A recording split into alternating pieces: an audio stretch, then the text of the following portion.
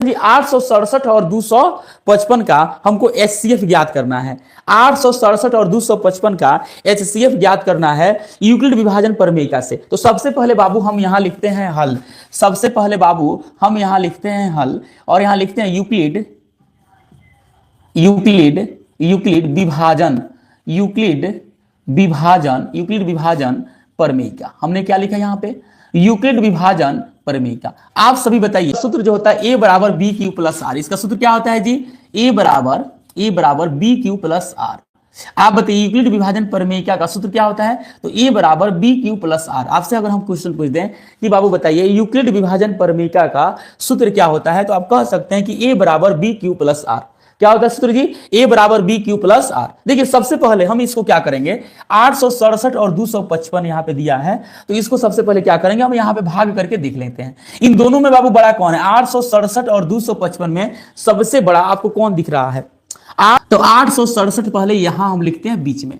छोटा कौन है जी? 255, तो हम 255 यहां लिखते हैं, कोई दिक्कत?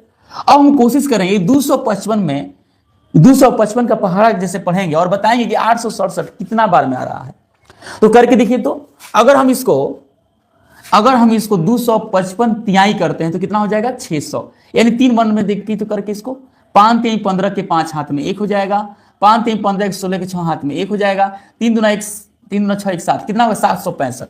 यानी 255 में 3 से हम गुना किए तो कितना आ गया जी? 765। यानी 5 3 15 के 5 हाथ में 1, 5 3 15 16 के 6 हाथ में 1 हुआ और 3 दूना 6 1 7 हुआ, कोई दिक्कत? अब इसको घटाते हैं। अब यहाँ पे हम क्या करेंगे जी? इसको घटा देंगे। 7 में से 5 गए तो कितना हो जाएगा जी? तो 7 में से 5 जाएगा तो बाबू कितना बचेगा? 2। 6 में से 6 गया 0, 8 में से 7 गया 1, यानी 102 हो गया।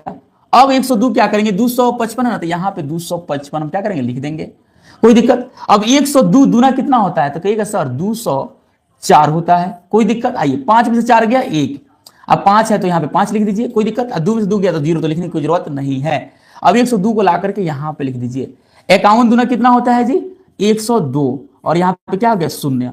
क्या ये आपको करने आ जाएगा? क्या आपको इसमें कोई दिक्कत है क्या? ए बराबर बी क्यू प्लस आर। यहाँ पे सूत्र क्या है जी? ए बराबर बी क्यू प्लस आर। यानी सबसे पहले आपको बताए थे कि जो यहाँ पे होता है क्या चीज, यहाँ समझिए ध्यान से, ये सूत्र समझना जरूर। भाज्य बराबर जो होता है भाजक गुने क्या होता है? भागफल प्लस क्या होता है यहाँ पे जी? शेषफल क्या होता है जी? बोलिएगा। भाज्य बराबर जो होता है भाजक गुने भागफल प्लस शेषफल। हम इसको क्या मानेंगे? इस पूरा को अगर हम ए मानते हैं, भाजक को बी मानते हैं, अच्छा इसे हम क्यू मानते हैं, और लास्ट में शेषफल को क्या मान लेंगे? आर मानेंगे। तो क्या सूत्र हो जाएगा जी? तो ए बराबर बी क्यू प्लस आर। इसका सूत्र क्या हो जाएगा जी? ए बराबर बी क्यू प्लस आर। देखिएगा अब हम क्या करते हैं, सबसे पहले देखिएगा ये 867 है ना, इसे हम क्या मानेंगे? तो इसे बाबू हम मानेंगे भाज्य। इसे हम लोग क्या मानेंगे? इस पूरा को, बीच वाले को क्या कहते हैं जी? हम लोग भाज्य कहते हैं, कोई दिक्कत? ये जो भाग जिसे दिए इसे हम लोग क्या कहते हैं? इसे हम लोग भाजक कहते हैं। और ये हमारा क्या होता है जी बाबू? भागफल। और इसे हम क्या बोलेंगे जी? शेषफल। कोई दिक्कत किसी को? हम इसे क्या बोलेंगे? शेषफल। कोई दिक्कत? आइए अभी मैंने बोला कि ये हमारा क्या होता है? भाज्य होता है। तो हमारा इसमें बताइए भाज्य कितना है? ए बराबर मैंने यहाँ भाज्य है, तो इस पूरे में बताइए भाज्य कितना है? तो कहिए सर भाज्य जो है 867 है, यानी ए के जगह पे हम यहाँ लिखेंगे 867 बराबर। कोई दिक्कत? अब क्या कह रहा है? बी। तो बी हमारा क्या है जी? यहाँ पे बी क्या है? भाजक, यानी बी भाजक। मतलब इसे भाजक भाग कितना से दिए? 255, यानी यहाँ बी के जगह पे लिखेंगे 255। बी और क्यू के बीच में जब आपको कुछ नहीं दिखेगा तो समझिएगा क्या है जी? गुना है। क्या है? गुना है। अब क्यू का मान क्या है यहाँ पे जी? क्यू बराबर होता है भागफल।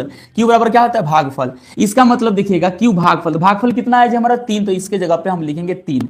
कोई दिक्कत? आइए यहाँ पे प्लस है तो हम यहाँ लिखते हैं प्लस। शेषफल, आर का मतलब क्या होता है? शेषफल कितना है जी? 102, तो हम यहाँ पे आर के जगह पे 102 लिखेंगे।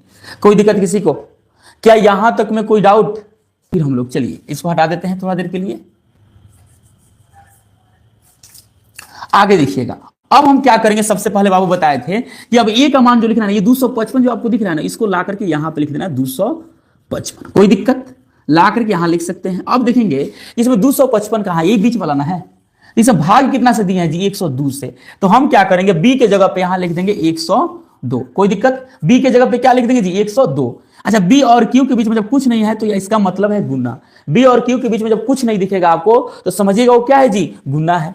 अब यहाँ क्यू है, तो भाई क्यू मतलब भागफल है, तो भागफल कितना है जिसका 2, तो हम क्यू की जगह पे क्या लिखेंगे 2, प्लस है तो प्लस, शेषफल कितना है जी इसका 51, तो शेषफल हम यहाँ पे लिख देंगे 51।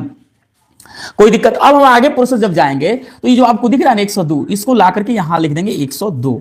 कोई दिक्कत किसी को? आइए, बराबर है तो हम बराबर लिखते हैं। अब देखेंगे 102 कहां है, तो 102 यही ना हम लिखे हैं जी। इससे भाग कितना दिए समझिए 51 से, तो हम इसके जगह पे बी के जगह पे 51 लिख देंगे गुने। अब क्यू का मतलब भागफल होता है, भागफल कितना है जिसका 2, तो हम इसके जगह पे भागफल के जगह पे 2 लिख देंगे, प्लस शेषफल कितना है जी 0, तो उसके जगह पे हम 0 लिख देंगे। कोई दिक्कत? अब बताइए जो बी, अगर शेषफल मेरा 0 आ गया, शेषफल कितना आ गया 0 आ गया, अगर हमने बनाया, अगर शेषफल उसका 0 आ जाता है बाबू, तो हम क्या होता है, इसमें क्या होता है कि जो बी का मान होता है वही हमारा क्या होता है एचसीएफ हो जाता है। तो बी का मान मतलब 51, यानी इसका एचसीएफ कितना हो जाएगा बाबू, तो इसका एचसीएफ हो जाएगा 51। यानी लिख सकते हैं यहाँ पे, लिख सकते हैं अतः 867 और अतः 867 और 255 का, 867 और 255 का, अतः 867 और 255 का एचसीएफ, अतः 867 और 255 का एचसीएफ 51 होगा, 51 होगा। यानी 867 और 255 का एचसीएफ कितना होगा 51 होगा। ये हुआ आपका आंसर। क्या ये आपको